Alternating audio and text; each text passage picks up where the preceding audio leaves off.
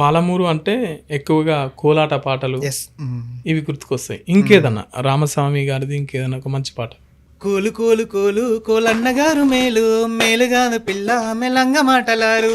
కోలు కోలు కోలు కోలన్నగాదు మేలు మేలుగాదు పిల్ల మెలంగ మాటలారు.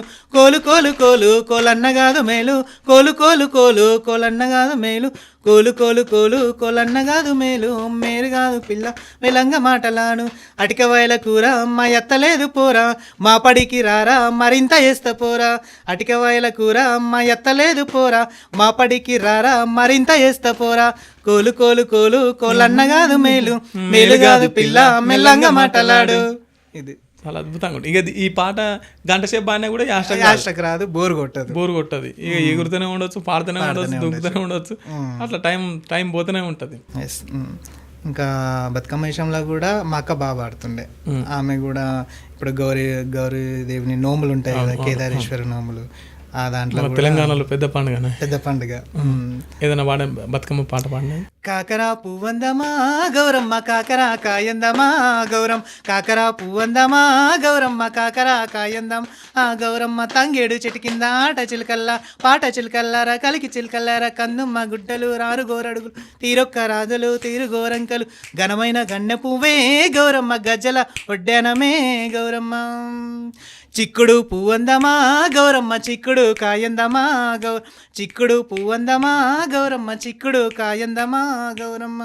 చిక్కుడు చెట్టు కింద ఆట చిలకల్లారా పాట చిలకల్లారా కలికి చిలకల్లారా కందుమ్మ గుడ్డలు రారు గోరడుగులు తీరొక్క రాజులు తీరు గోరంకలు ఘనమైన గన్నె పువ్వే గౌరమ్మ గజ్జల ఒడ్డెనమే గౌరమ్మ.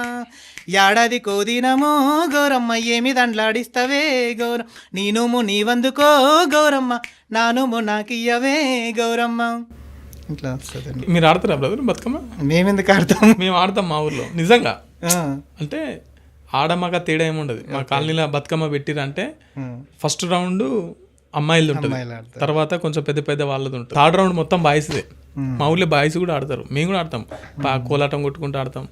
అంటే దసరా కావచ్చు, బతుకమ్మ కావచ్చు, తర్వాత ఇప్పుడు ఈ ఉగాది కావచ్చు, ఈ పండుగలు అనేటి ఇప్పుడు మీరు రీసెంట్గా చూసుకుంటున్నట్లయితే బోనం ఎక్కువ బాయ్స్ ఎత్తుకుంటున్నారు, అవును, అబ్బాయిలు ఎత్తుకుంటున్నారు.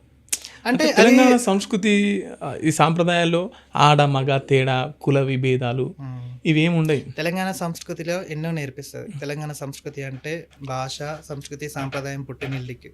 సో దీంట్లో ఏంటంటే బోనం ఎత్తే క్రమము ఒకప్పుడు ఆడవారే ఎత్తుకునేవారు, ఈ మధ్య మగవారు ఎత్తుకుంటున్నారు. ఇంకోటి ఏంటంటే ఆ బోనానికి ఉన్న విలువ కూడా రోజు రోజుకు తగ్గిస్తున్నారు. ఒకప్పుడు మట్టి కుండలో బోనం ఎత్తుకున్నారు, ఇప్పుడు బంగారు బోనం అయింది, ఎండి బోనం, ఆఖరికి వజ్రాల బోనం కూడా కొన్ని రోజులు అమ్మవారికి సమర్పిస్తారేమో తెలియదు.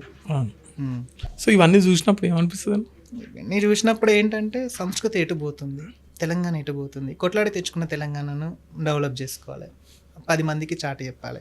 చూడండి, ఇప్పుడు మీరు బోనాలు అంటేనే మన తెలంగాణలో పెద్ద పండుగ.